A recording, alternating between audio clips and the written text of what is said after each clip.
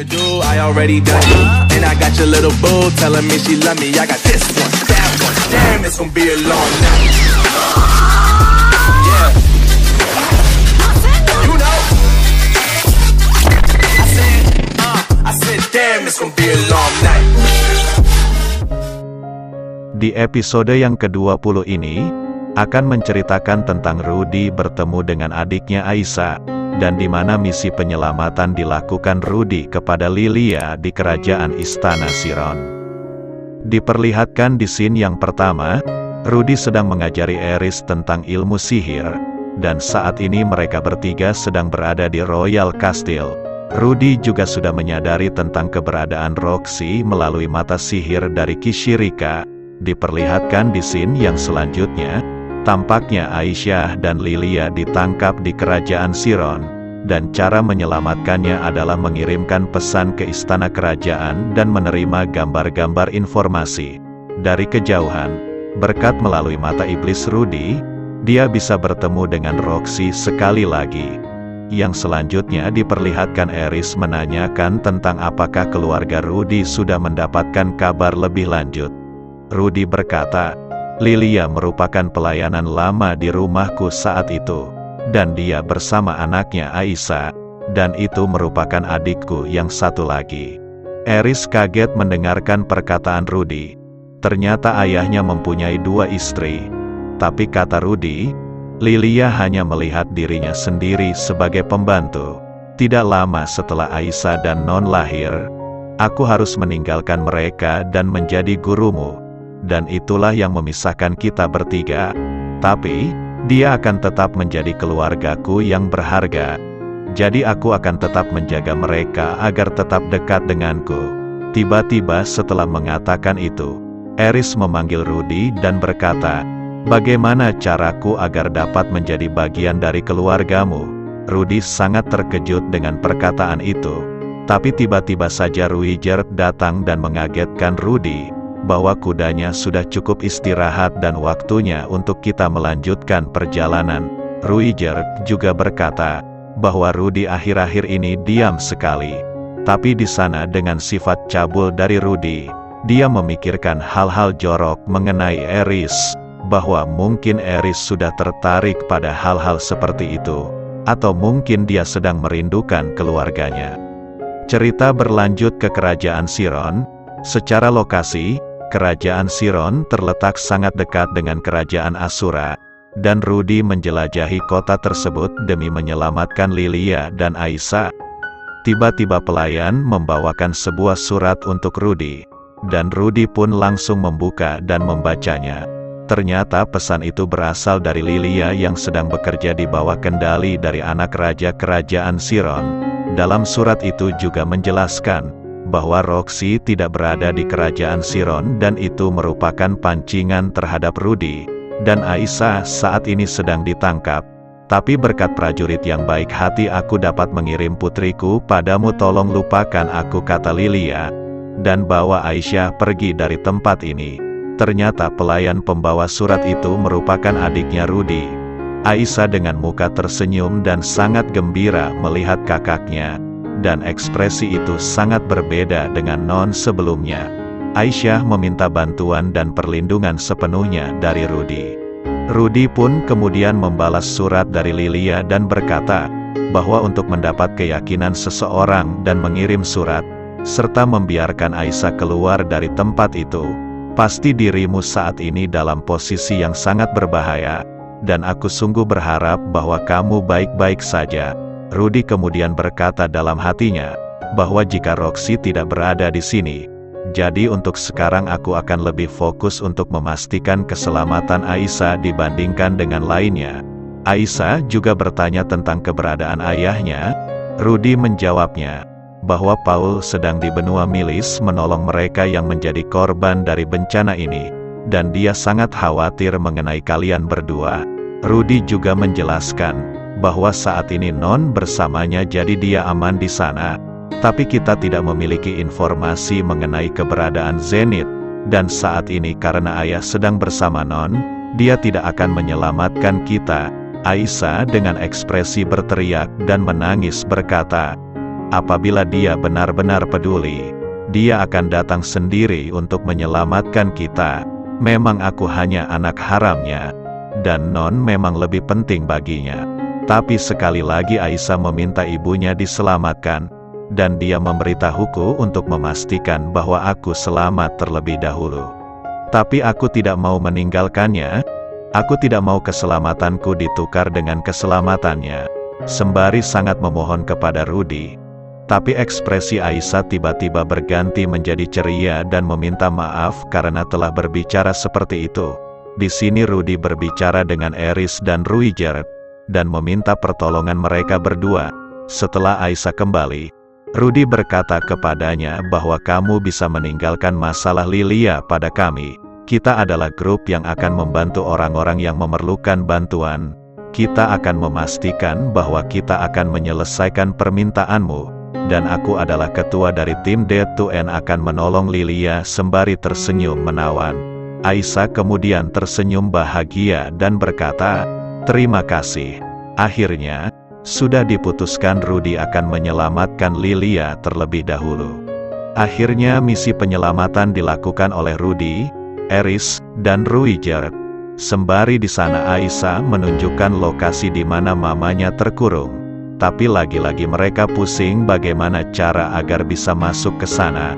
Aisyah berkata, bahwa ketika aku bekerja di istana itu, aku biasa menjelajahinya.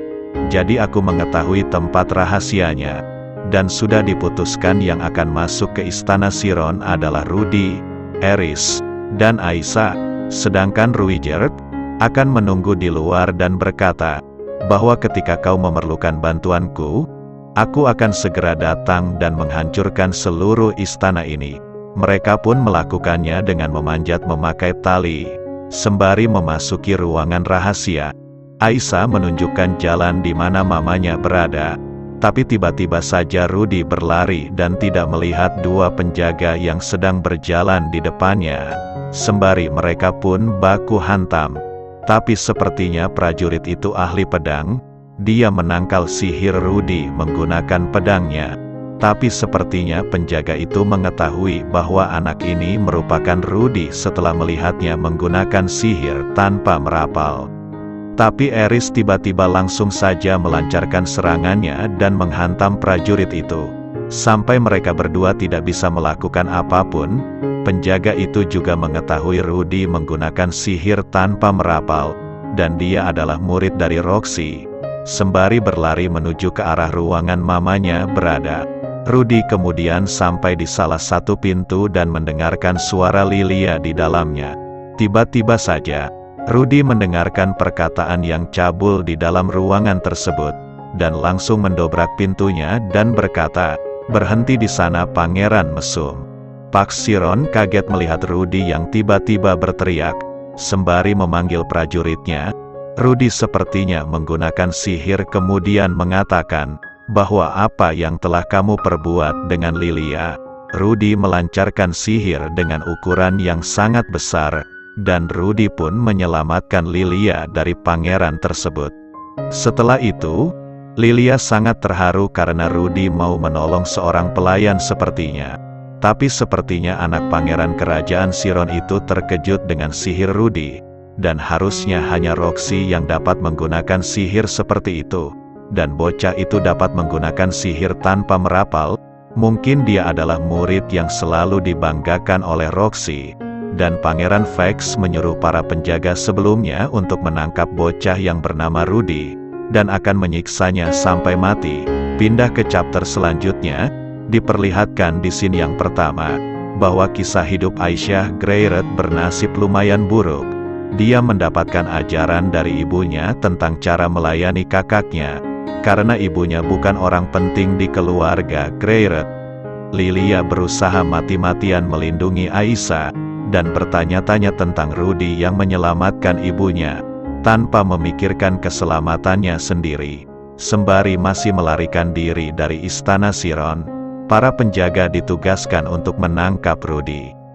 Dan Rudy secepatnya menyuruh Lilia dan Aisyah keluar dari istana, karena Rudy dan Eris akan menahan mereka. Mereka pun baku hantam.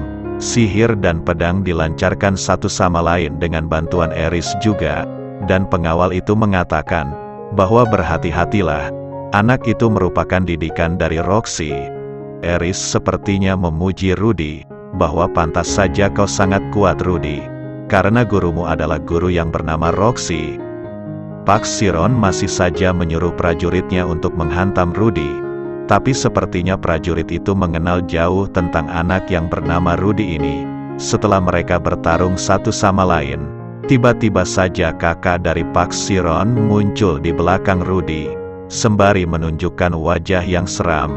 Tapi ternyata dia hanya menanyakan hal konyol kepada Rudy, yaitu menunjukkan sebuah patung buatan dan boneka kepada Rudy, dan dia bertanya, bahwa apakah kamu yang membuat boneka ini?